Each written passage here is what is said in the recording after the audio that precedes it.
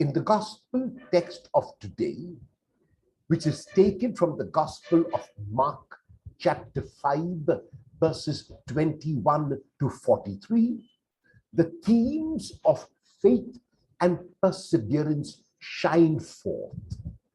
Jairus, whose daughter is at the point of death, has faith, and the woman with the flow of blood or the hemorrhage, who has suffered for 12 years, has faith. How does Jairus show his faith? Jairus shows his faith not by sitting at home and waiting for the Lord to come to him. He gets up and goes to search for the Lord. He seeks the Lord and he finds him. And after finding him, Jairus makes his request to the Lord, asking that the Lord come to his home and heal his daughter. Jesus, out of compassion, starts going with Jairus, but even as he goes, Mark interrupts the story to heighten the suspense. Will Jesus reach Jairus' home before the daughter dies? Will he be able to heal the daughter? These are questions in our minds, even as Jesus begins the journey to Jairus' home. A woman with a flow of blood who has spent all she had on physicians and has been ill for 12 years is now part of the crowd that is accompanying Jesus. This woman has faith.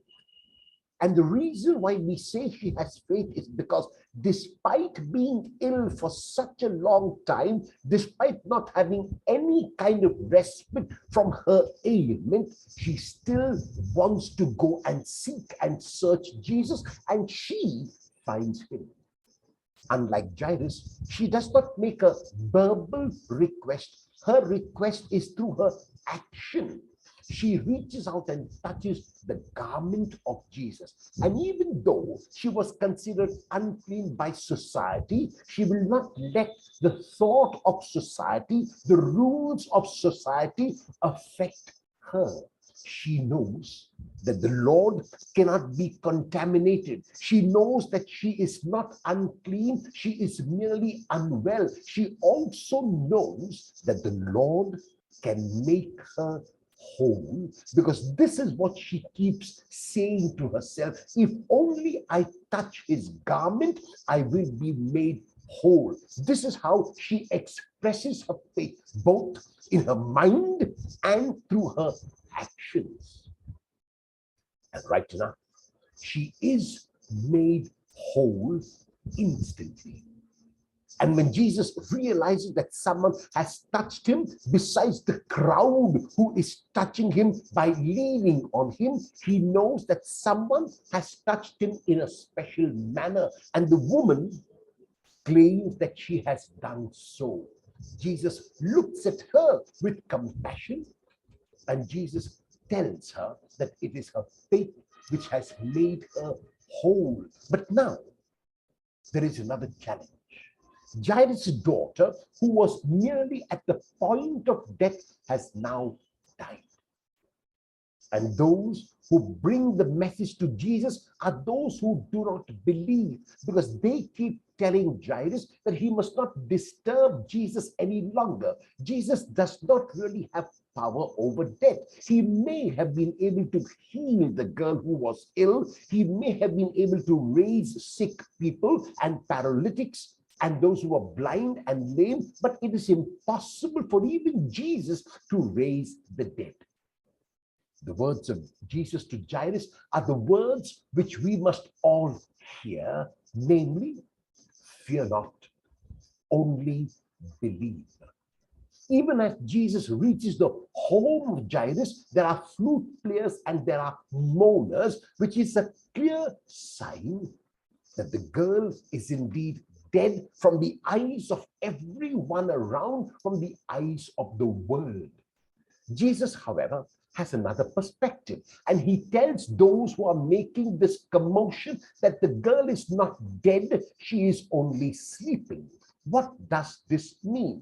Does Jesus mean that the girl is only unconscious? Does Jesus mean that she is not really dead but in a deep coma? No. He means that it is his faith which prompts him to believe that because God loves him unconditionally and because he is aware of God's love, that he will be able to raise the girl. It is not foreknowledge that Jesus has because he has not yet entered the home. He has not yet checked the girl. He does not know the condition of the girl. But what Jesus knows is the condition of his relationship with the Father. And for him, it is enough.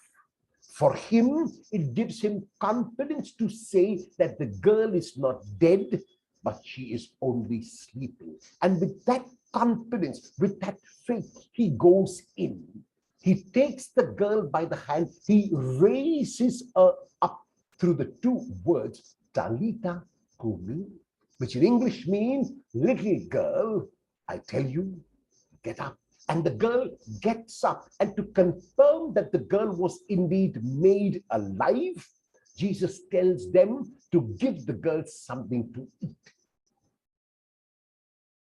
Jairus and the woman, besides having faith, had perseverance. They did not stop believing, even though all evidence seemed to the contrary. They continued to persevere in their faith.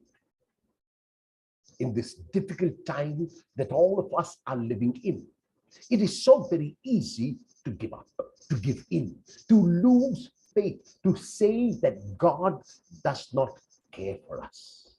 The twin miracles of the healing or the raising of Jairus' daughter and the healing of the woman with the flow of blood are inviting us to change this perspective.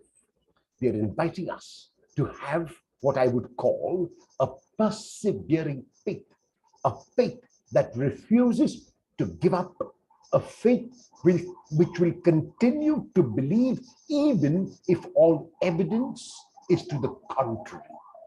Will you have such faith today?